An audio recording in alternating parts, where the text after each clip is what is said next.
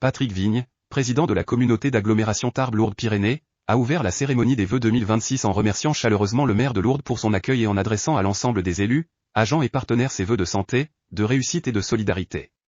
Il a rappelé le contexte difficile dans lequel s'inscrit l'action publique, guerre aux portes de l'Europe, tensions internationales, crise énergétique, hausse des taux d'intérêt, instabilité politique nationale de... Mesdames et messieurs les élus, mesdames et messieurs les directeurs et chefs de service, ainsi que l'ensemble des agents, mesdames et messieurs, bien chers tous, permettez-moi d'adresser mes remerciements à monsieur le maire de Lourdes, mon cher Thierry, pour ton accueil et de permettre l'organisation de cette cérémonie des vœux dans cette superbe salle.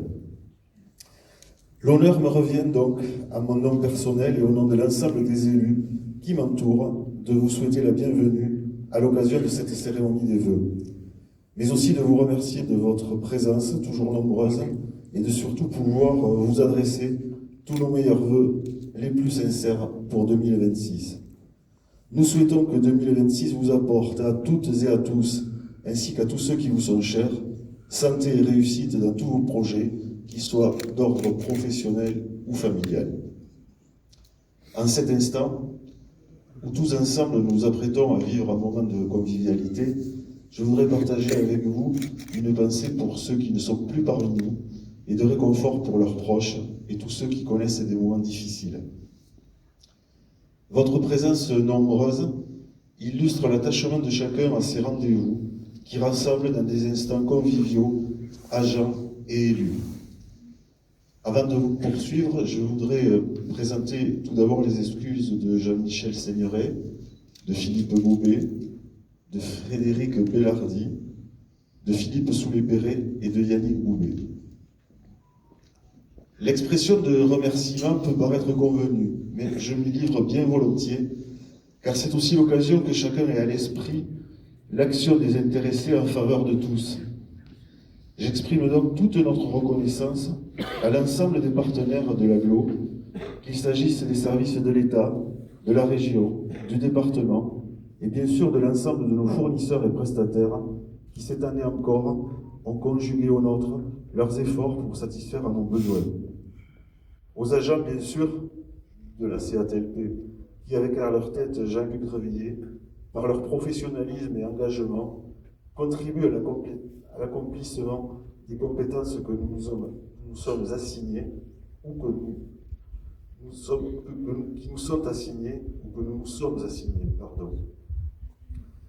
Je ne vais pas me livrer à une analyse de la situation économique et sociale, mais je souhaite évoquer quelques éléments de contexte situant l'environnement dans lequel notre action s'inscrit. Nos mandats qui s'achèvent, mes chers collègues, ont été marqués par de nombreux changements dans le monde et en France. Les guerres dans plusieurs pays, notamment à nos portes, mais aussi le terrorisme, tant de la situation politique internationale. L'exercice de nos mandats a aussi été impacté par la crise du Covid, de l'énergie, l'augmentation des taux d'intérêt et aussi l'instabilité de la situation politique en France depuis la dissolution de l'Assemblée nationale du 9 juin 2024.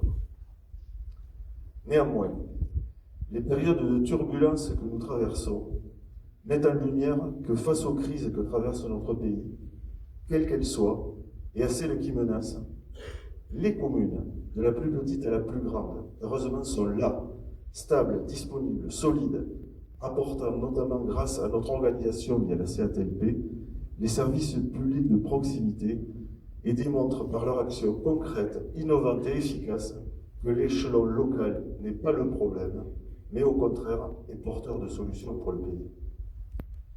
Je crois qu'après des années de défiance et une nouvelle mise en cause infondée des collectivités à propos des finances publiques locales, le long processus de désengagement venant d'un État qui, perdant ses moyens d'agir, se veut omniprésent à en devenir impotent, doit être enrayé. Il doit en être de même avec les injonctions contradictoires incessantes auxquelles il nous soumet, telles que construire plus de logements, accueillir des industries ou implanter des énergies renouvelables, tout en diminuant les surfaces artificialisées avec la loi climat et résilience et son ZAN mortifère. Pour ce faire, il serait peut-être opportun, en premier lieu, que nos hautes instances s'inspirent de la manière dont nos EPCI, les élections passées, s'organisent pour installer leur gouvernance, pour former et réaliser des projets au service de tous. C'est en tout cas ce que nous sommes efforcés de faire depuis 2017 au sein de l'agglomération, autour de Gérard Trémège, auquel je saisis l'occasion, et je sais que je peux me faire l'interprète de beaucoup d'entre vous, d'adresser toutes mes pensées de soutien. En cet instant, je saisis aussi l'occasion d'adresser toute ma reconnaissance aux élus communautaires qui m'ont accordé leur confiance et aussi manifester leur souhait de voir privilégier une gouvernance partagée, équilibrée et territoriale qui est celle de notre agglomération. Votre confiance m'honore autant qu'elle m'oblige et vous pouvez compter sur moi pour travailler à vos côtés à la réussite de notre territoire intercommunal mais aussi départemental. La période électorale réclame de la mesure dans la présentation d'un bilan. Mais je tiens à dire que le nôtre n'a pas à nous faire rougir. Et selon la formule, je dirais que souvent on se désole, mais que quand on se compare, on se console. En poursuivant l'exercice de ses missions historiques, notre aglo a pris toute la mesure de sa nouvelle compétence eau et assainissement. Et je salue l'engagement de Jean-Claude Piron à ce sujet. Je salue aussi le travail de Jean-Claude Piron, encore, dans la mise en œuvre du plan climat, air, énergie territoriale, véritable outil pour réduire les polluants et favoriser les énergies renouvelables. Je salue aussi le travail de Jean-Christian Pédebois en matière de mobilité et de transport. Je pense qu'il va nous rejoindre. Ah, il est là. Ah, je ne t'avais pas vu tout à l'heure. Excuse-moi, Jean-Christian. Merci encore. De Pascal Claverie, Jean-Michel Sénuré, Fabrice Sayous en matière de développement économique, et encore Gilles Craspaille qui est aussi parmi nous pour l'enseignement supérieur. Je salue aussi le travail des élus du groupe Projet, Marc Bégor, Jean-Marc Bouillat, Roger Lescout pour le SCOT, Jean-Marc Bouillat encore et Emmanuel Alonso pour les PLUI, ceux des COPI, les COSUI, qui m'ont accompagné dans l'élaboration des documents d'urbanisme qui constituent de véritables outils stratégiques en matière de développement et d'aménagement du territoire. Je salue aussi le travail encore de Marc Bégor, en charge du personnel, de Thierry Lavitte et d'André Doubrère, pour leur engagement en faveur de la politique de la ville ou encore de la santé publique. De Philippe Maubet sur l'itinérance culturelle, chère à notre aglo.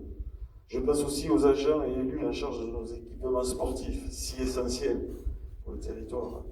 De Jean-Claude Beauquest pour son implication, notamment au niveau intercommunautaire, mais aussi en matière de travaux, avec le concours de Pascal Roulon et de ses équipes, qui ont notamment assuré, c'était pas rien, notre déménagement, en particulier dans le domaine de logistique et informatique. On n'a pas rencontré beaucoup de problèmes, monsieur le directeur. C'était très bien. Je pense aussi à Yannick Moupé, qui, outre sa délégation, vient d'accepter celle des finances. On aura un rendez-vous, je crois, le 15 janvier prochain pour le vote du budget. Je pense aussi à Jean-Paul Gerbet pour son engagement, aussi dévoué qu'efficace dans notre relation aux gens du voyage.